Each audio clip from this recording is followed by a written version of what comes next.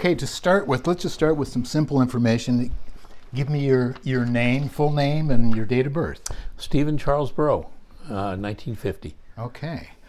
Now, obviously this interview is for the Lifeguard Department, the San Clemente Lifeguard Department. But before we start talking about the Lifeguard Department, I'd like to get a little background about your growing up in town. Did you grow up in San Clemente or Capitol Beach, or?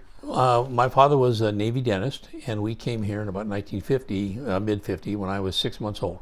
And there was no freeway, there was no houses on any of the hills. There was, I think, 500 or 600 people in the phone book, and it was just a quaint little town. Now, what year was that? That would have been 1950. Okay. Mid-1950 when we came here. Of course, I was 6 months old, so what do I know? But researching it back, years later, those are some of the things I found out. But so growing up here, I went to the elementary schools, started at Las Palmas, went to Concordia when they finished building that. Went there from, I think it was second grade through 8th grade, and then on to San Clemente High School. Well, via Capistrano Union, where they put the freshmen for the first year, because San Clemente didn't have enough room, San Clemente High.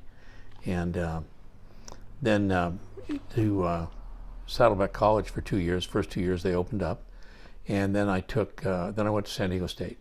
And I was not really learning much at San Diego State. It was, the start of the junior year. And there was just a lot of construction. I'd been around construction since I started going to school here. And so I just said, you know what, I think I'd like to work a little bit.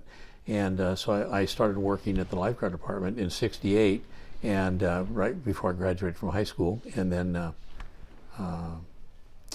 continued on all the way through JC, and then going to San Diego State, and then I started working full time.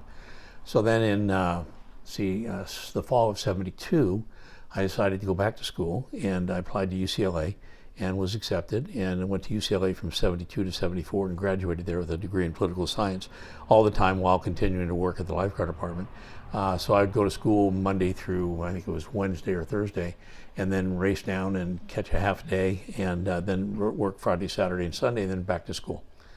So it was sounds very familiar. Yeah, it was a great run, and luckily for me, I'd managed to save enough money from the lifeguarding that I was able to buy a new Ford van, and I actually lived in that at UCLA because I didn't really need a dorm room. I was a little older than the rest of the kids, and I had a great time and learned a lot, and it was very beneficial.